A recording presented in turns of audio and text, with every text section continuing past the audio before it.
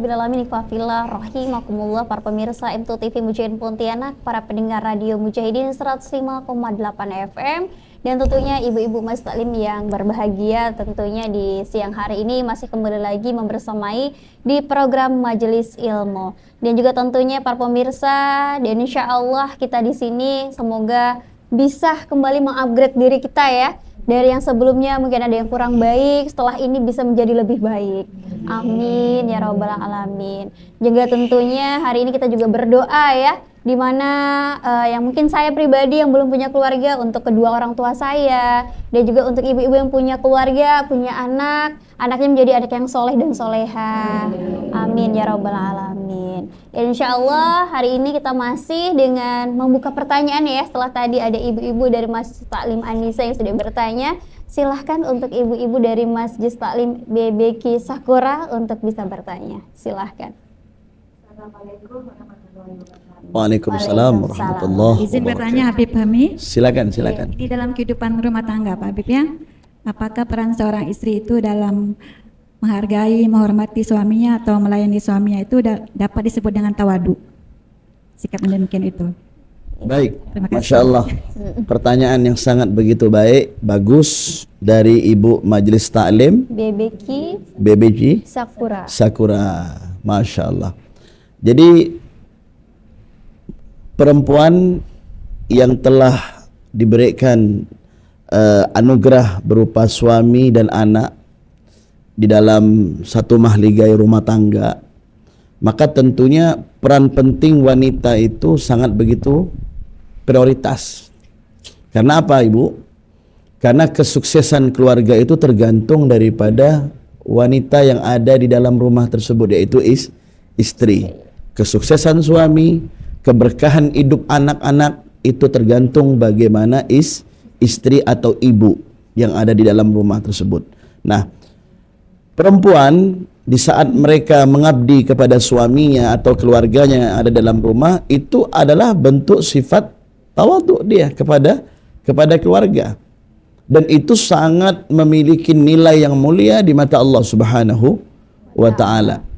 Kita melihat bagaimana cerita-cerita seperti Sayyidatuna Khadijatul Kubra dan kemudian Sayyidatuna Aisyah radhiyallahu anha wa arda, dan para istri-istri Nabi Muhammad sallallahu alaihi wasallam yang mereka ini berlomba-lomba fastabiqul khairat di dalam memberikan pelayanan kepada Rasulullah sallallahu alaihi wasallam dan kepada keluarganya. Ya, bahkan Sayyidatuna Umma Sulaim, ibu daripada Anas ibn Malik, salah satu daripada istri Rasulullah yang pada waktu itu meninggal suaminya, kemudian Nabi Muhammad menikahi setelah masa iddahnya. Bagaimana pengabdian Umma Sulaim, ibu daripada Anas ibn Malik, salah satu sahabat Rasulullah yang sangat luar biasa radhiyallahu anhu wa arda. Beliau ini setiap Nabi Muhammad tidur, Ibu, dielap itu keringat Rasulullah. Di zaman dulu kita maklumi tidak ada AC, tidak ada kipas angin, tidak ada pendingin. Ya, di kota Mekah kita bayangkan Ibu, ya kan, sangat begitu panas. Nah, namun bagaimana pengabdian Umma Sulaim untuk menarik perhatian Allah? Yang mereka cari para istri Nabi ini bukan hanya perhatian Nabi, tetapi perhatian Allah, keridhaan Allah di dalam mereka berumah tangga. Intinya kita mencari keridhaan Allah. Nah, mereka mencontohkan untuk kita, ya kan, para wanita-wanita yang telah dianugerahkan keluarga. Artinya apa? Setiap Nabi mau tidur atau Nabi di saat tidur berkeringat kemudian dielap itu keringat Rasulullah sallallahu alaihi wasallam. Dan masih banyak juga seperti para at-tabi'in, yaitu Sayyidah Muti'ah. Sayyidah Muti'ah ini adalah salah seorang wanita soleha yang setiap dia ini suaminya ini pulang di dalam mencari nafkah, Sayyidah Muti'ah itu selalu menunggu di depan pintu. Kemudian yang dipersiapkan oleh Sayyidah Muti'ah, yang pertama itu sapu tangan. Dulu tidak ada tisu, Ibu. Kemudian yang kedua adalah mempersiapkan handuk, ditaruh di bahunya. Dan yang ketiga, pecutan kecil. Bukan rotan ya, pecutan kecil. Mungkin ibu-ibu bertanya, kalau sapu tangan handuk ini kita maklum, kenapa ada pecutan? Begini, Sayyidah Muti'ah ini adalah seorang wanita soleha di zamannya. Setiap suaminya ingin pulang kerja, beliau sudah siap-siap untuk mendandani dirinya selayaknya yang diinginkan oleh suaminya. Didandan itu dirinya sebaik mungkin dengan aroma yang wangi. Kemudian suaminya pulang, dia sudah tahu jamnya berapa, kemudian waktunya, dibukakan itu pintu. Tidak berserang lama suaminya mengucapkan Assalamualaikum, langsung dijawab Waalaikumsalam, dibukakan pintu. Wajahnya semberingah melihat suaminya, ya kan? Kemudian suaminya didudukkan di kursi, ibu, diberikan air minum, ditanya kepengen air apa, dingin atau gimana, diberikan. Setelah itu suaminya dielapi keringatnya. Setelah beberapa saat jeda, kemudian beliau mengatakan, wahai suamiku, alangkah baiknya engkau mandi dulu. Mandi, diberikan itu handuk. Kalau kita kan sekarang beda, handuk untuk suami, yang kita suruh siapa? Pembantu perempuan. Maka hal itu jangan. Apalagi maaf ini para pemirsa, bukan berarti kita mau tidak. Ya, kalau di saat suami kita mandi, ini kalau bisa yang mempersiapkan hal-hal yang berkaitan dengan yang sifatnya prinsip itu kita. Jangan pembantu yang ada di rumah kita, apalagi pembantunya masih muda di rumah itu. Perempuan lagi, kalau laki-laki masihlah. Kan begitu. Kita ibu, urusan suami, urusan kopi suami, urusan minuman suami, sarapan suami, sekalipun 1000 pembantu di rumah kita, ya, maka suami kita yang melayani. Ya kalau mungkin mencuci, memasak ya enggak masih lah. Tapi kalau lebih baik itu, kalau untuk urusan suami kita yang atur. Jangan ada orang lain yang tahu, hatta keluarga kita. Ya, ini Sayyidah Muti'ah, beliau yang melayani suaminya. Kemudian setelah itu beliau mempersiapkan pecutan, ditanya untuk apa? Mungkin aku ada salah, tolong aku dipukul. Coba lihat adabnya. Seperti itu. Nah, oleh karena itu, ini sebenarnya percontohan untuk kita. Banyak sudah wanita-wanita soleha yang sebelum kita ini sudah banyak memberikan contoh, permisalan untuk kehidupan kita. Nah, tinggal kita ibu, tinggal kita mengikuti apa yang bisa kita ikut daripada kebaikan-kebaikan dari mulai para istri Rasulullah dan kemudian para tabi'in, orang-orang soleha, wanita-wanita mulia sebelumnya, kan seperti itu.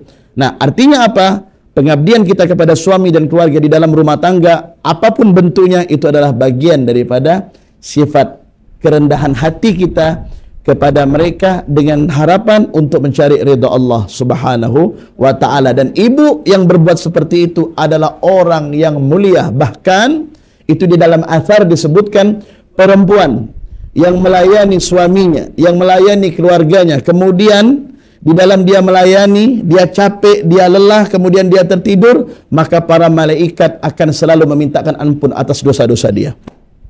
Tidak terputus malaikat itu bertasbih, berzikir, bertahlil, bahkan beristighfar untuk mendoakan ini perempuan yang capek, yang lelah di dalam memberikan pelayanan kepada suami, kepada anak-anak di dalam rumah tangganya. Mudah-mudahan kita termasuk menjadi wanita-wanita yang demikian, insyaallah. Wah, sepertinya ibu-ibu di sini seperti itu ya. Ya, amin. Allahumma ja'alhunna, insyaallah. Ya, karena memang kebanyakan ya mungkin saya hanya melihat ya karena belum merasakan menjadi ibu rumah tangga. Jadi capeknya, mungkin ada emosi yang sedang meluap ya Ustadz ya. Jadi kalau suaminya pulang, pakailah pakaian yang bagus, jangan daster yang bolong. Nah, kadang kata emak-emak nih Ustadz, paling enak nih daster bolong, paling nyaman katanya Ustadz. Nah, padahal kalau kita mencontoh di sejarah-sejarah para sahabiah ya, insya Allah itu dengan pakaian yang paling baik ya Ustadz ya. Ya, bukan yang bolong-bolong nih ibu ya, yang habis masak bau-bau. Biasa kalau udah kita pegang kunyit, terus masak ikan bu apa bu? Bau asin, bau amis. Tapi kita udah nyambut sama suami. Mana tuh?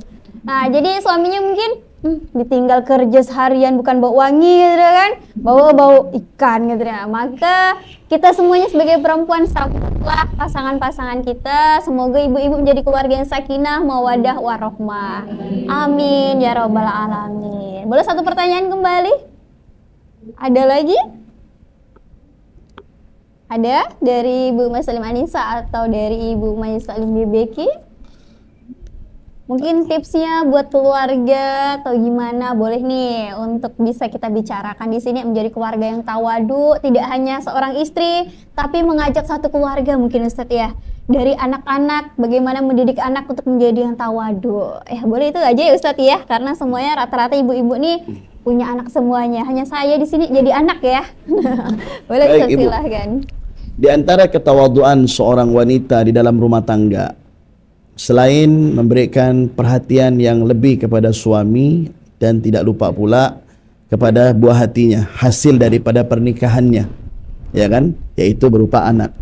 Anak ini menjadi tanggung jawab kita, ya kan. Makanya tadi saya katakan al-ummu madrasatul ula, ibu itu adalah guru pertama bagi anak, ya kan. Sebelum dimasukkan ke pesantren, ke madrasah Islam atau ke sekolah-sekolah, maka awal pertama sebelum ke playgroup atau ke TK dan lain sebagainya, maka pertama kali si ibu harus mendidik itu anak, ya.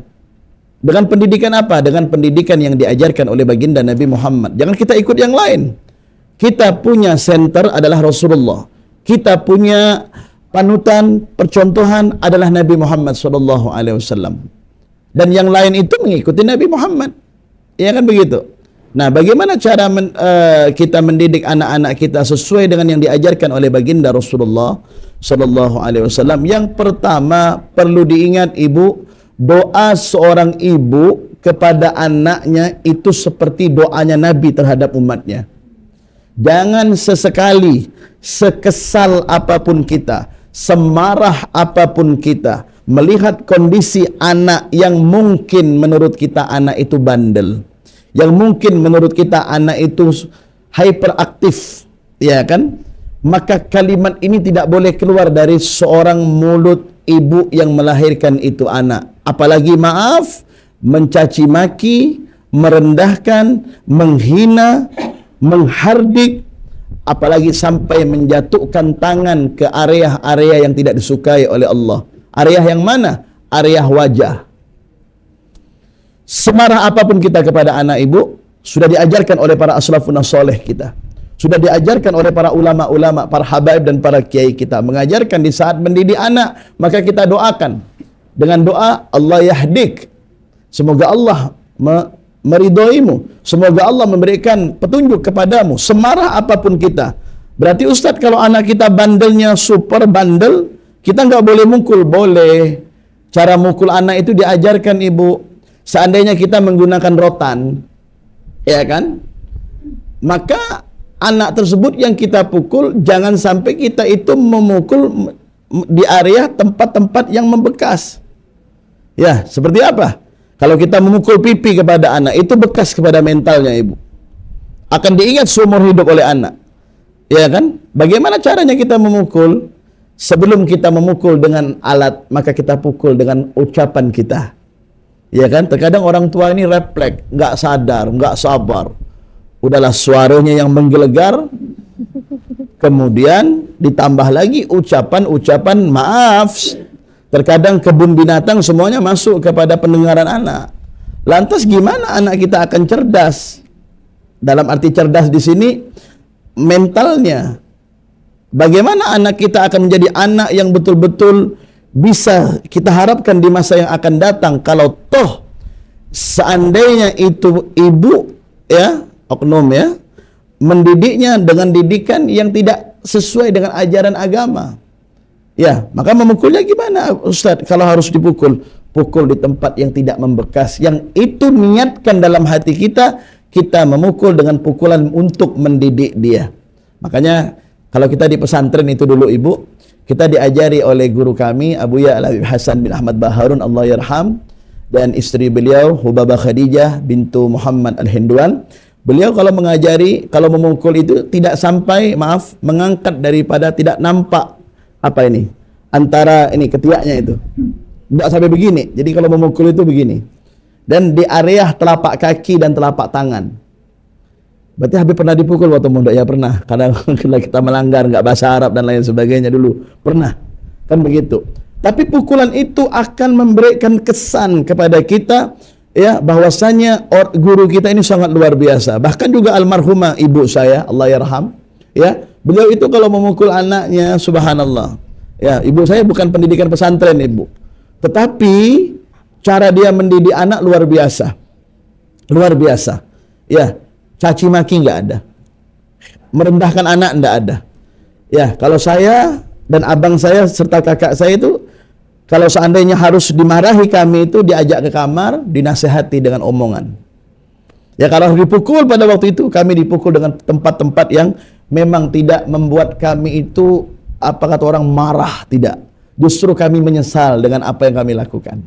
Nah, seperti itulah sebenarnya yang harus kita lakukan. Kita mau mengelak anak kita itu tidak aktif, susah juga. Kalau anak tuh hanya diam, ya kan tak enak juga. Malah dicariin obat. Harus, karena begini, anak kecil ya, anak kecil, sifat putus asanya itu belum dititipkan oleh Allah. Coba kita lihat anak kita umur 4 tahun, 5 tahun, lari, nabrak pintu, besok nabrak lagi dia. Kenapa? Karena sifat putus asanya belum Allah titipkan kepada dia. Tapi di saat mereka sudah memiliki pikiran, apalagi sudah sekolah, semakin tinggi SDM-nya, mereka akan memiliki pikiran yang lebih dewasa lagi. Jadi kita lihat, jangan kita sampai, pokoknya saya berpesan, mulut kita nih Bu, karena mulut ibu adalah keramat ibu. Jangan memaki, jangan mencaci, apalagi merendahkan anak dan membanding-bandingkan anak kepada anak yang lain. Itu jangan. Ya, itu pendidikan yang sesungguhnya. Baik. Banyak ya yang kita dapatkan hari ini ya, sesungguhnya doa ibu tuh sangat mujarab ya buat anaknya. Makanya ketika dulu tuh siapa sih yang harus kita berbakti terlebih dahulu, maka ibu dan baru ayah. Jadi ada 3 kali kata ibu. Tentunya ketika di sini semuanya semoga ibu yang sudah tiada kita doakan, karena doa anak yang soleh dan soleha yang didengar oleh Allah Subhanahu wa Ta'ala. Baik, Bapak rahimakumullah, kita akan jeda dan tetaplah bersama kami di media dakwah Anda.